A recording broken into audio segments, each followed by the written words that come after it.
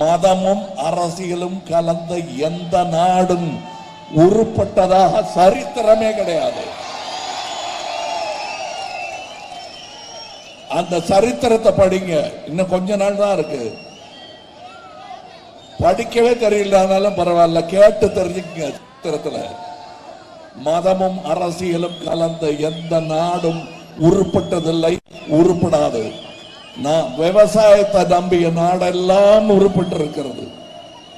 நான் இங்கே பொள்ளாச்சிக்கு வந்த பொழுதெல்லாம் முந்தி நான் சொல்றேன் 40 வருஷத்துக்கு முன்னாடி தங்கறதுக்கு ஹோட்டல் கிடைக்காது, எல்லாமே விவசாய நலம். இப்ப பாக்கி வசதிகள் எல்லாம் இருக்கு. விவசாயத்துக்கு எந்த வசதியும் அரசு செய்து கொடுக்கவில்லை, இந்த அரசு தான் செய்கிறது.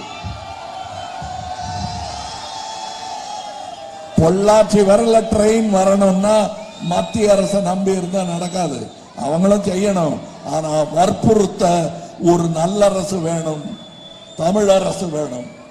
அது இந்த அரசு தான்.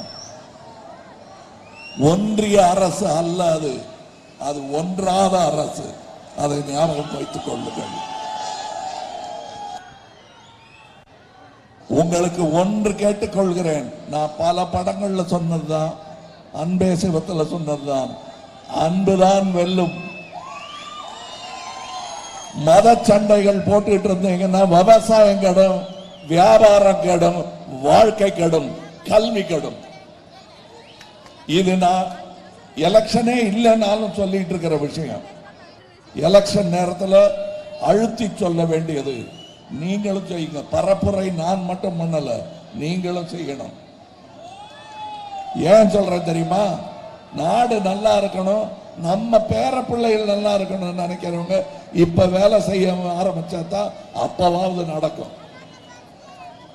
ஆக இங்கே நான் வந்திருக்கிறது என்னுடைய சீட்டுக்கு ஒரு தமிழ் குரல் பாராளுமன்றத்தில் எழுத்து நின்று பேசணும். அதுக்கு உட்கார சீட்டு வேணும். முதல்ல அதுக்கு இவரை அனுப்பி வைக்கணும். நீங்க திரு கே ஈஸ்வரசாமி அவர்கள் படித்தவர், பண்பாளர், தமிழர். அதனால் மட்டுமல்ல, இதற்கு முன்னால் நடந்த நல்லவைகளை யோசித்து பாருங்கள். உங்களுக்கு நடக்காமல் சொல்லப்பட்ட பொய்களை யோசித்து பாருங்கள். வாய்மையே வெல்லும் என்ற அந்த மொழியை மனதில் கொள்ளுங்கள். கண்டிப்பாக நீங்க உதயசூரனுக்கு தான் ஓட்டு போடுவீங்க.